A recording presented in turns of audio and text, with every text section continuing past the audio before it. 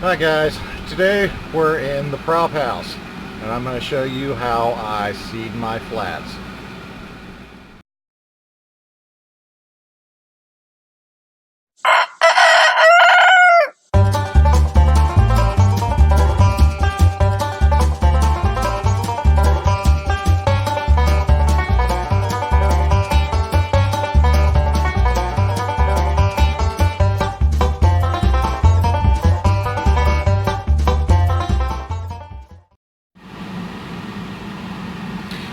We seed all of our flats, 200 cell P200s, 200 by 175, 175 deep, 200 cells in a flat.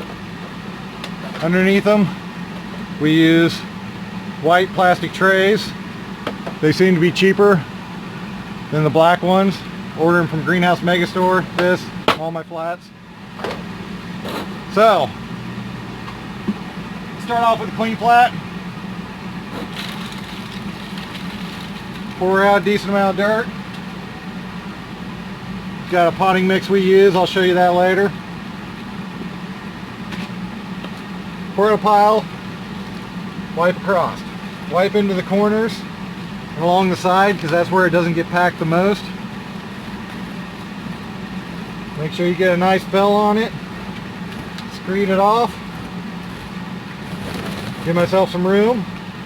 Drop one. Good drop. Drop two. Now I go back through. Pour out another thin layer of soil. Make sure. Wipe around the edges and the corners. Get them all full to the top. Give it a good wipe.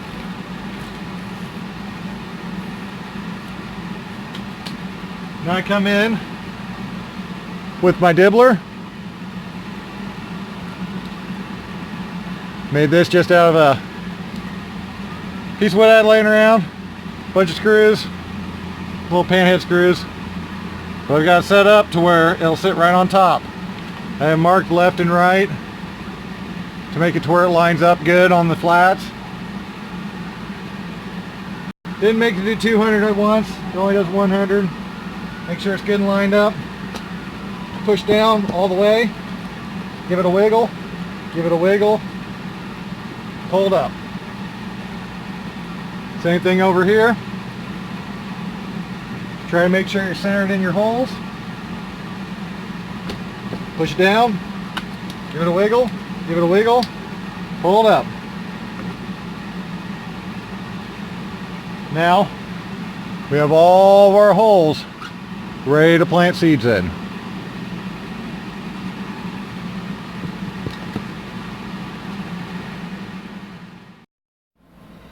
Okay, now I do all my seeding inside because it's August and it's hot.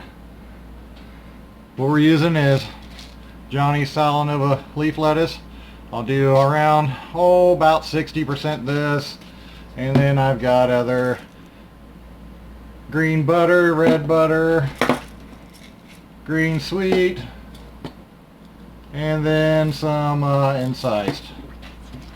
But our green incised is our main blend for this. So it's pretty simple. Grab a handful of seeds. These are pelleted, so I can just drop them in the hole. Just go through. Take a pinch. Drop them one at a time. Work your way down to the end of the tray until you're done.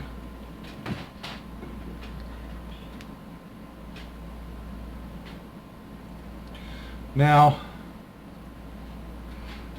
some of them don't quite go in all the way, but you just use a stick of some kind and just push them down the middle after you're done seeding them out. That gets them at least set, and they're in the dirt that way. For our non-pelleted seed, we use the Grow More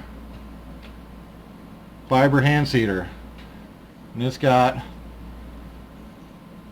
handle on the side that does the vibration, the strength of it, and then a button. So you just load it up and you go along and just tap it as you go, and it drops 1 or 2 seeds.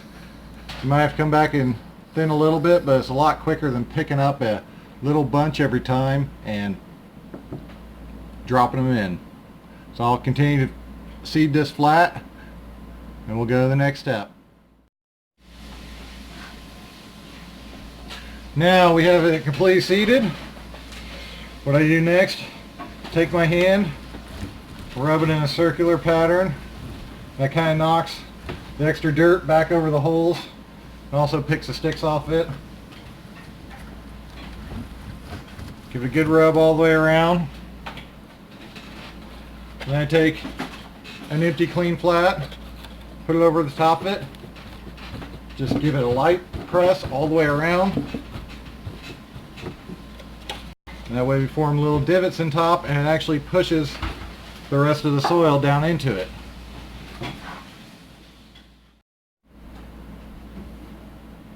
Now I'm going to show you the vibra seeder real quick. Go through, load it up, get a decent amount on there. I turn it up to high, get it to vibrate out towards the end, and tap it. Try to drop 2 seeds per cell. Sometimes you get a few more. Just work your way across.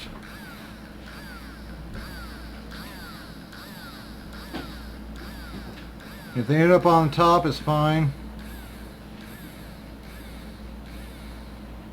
because we'll come back through, use our poker stick again, and we see them where they didn't fall down the hole. We'll just push them down.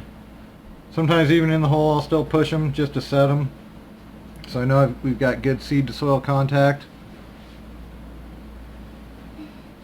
Then I'll continue down the flat, and when I reach the end, I forgot to show you this earlier, here's my tags. We'll put a tag at the end. I've got a slit cut down here at the very end, which this fits into. That way we know what's in there. Right now we're on round 26 this year, and these are heads. So we'll just keep going. Now we have everything bedded in. We use a number 3 vermiculite. I've got a, what is that?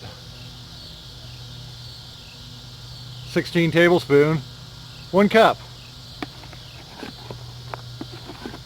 Pick up 1 cup and we sprinkle back and forth. We're just doing a light dusting. I don't necessarily do a whole cup. So yeah, about 1/3 of a cup or 2/3 of a cup. Sprinkle out all of our trays. This gives a covering, keeps any mold and wetting off issues at bay.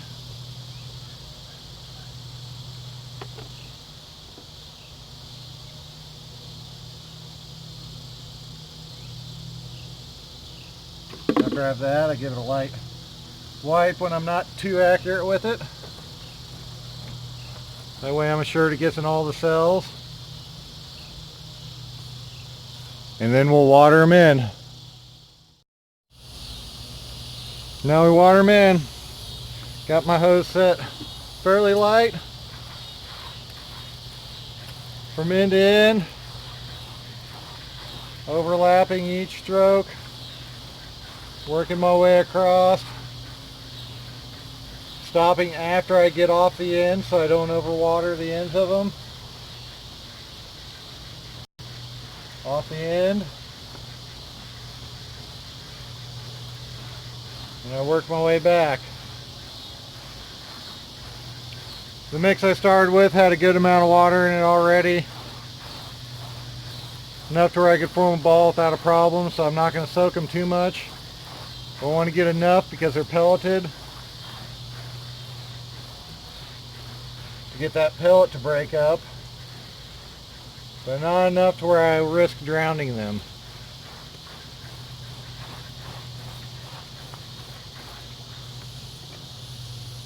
Now let them sit for about 5 minutes. We'll head over to the last couple steps.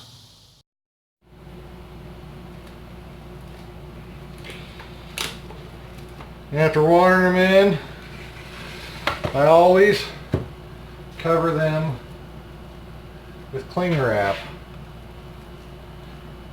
That way I make sure to keep the moisture in the tray when they're in the germination chamber. I'm not sure if this is completely necessary or not, but I've been doing it all season, and because of that I'm going to keep doing it. It's working, so why change something that's working? It's like they always say, if a farmer has something in his routine, he'll always do it. If the last step says jump up and down, rub your belly and pat your head, you're going to do it. You know why? Because it worked every other time.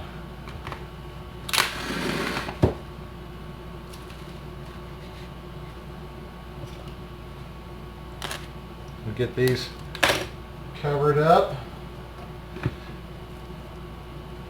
and they head to the germination chamber.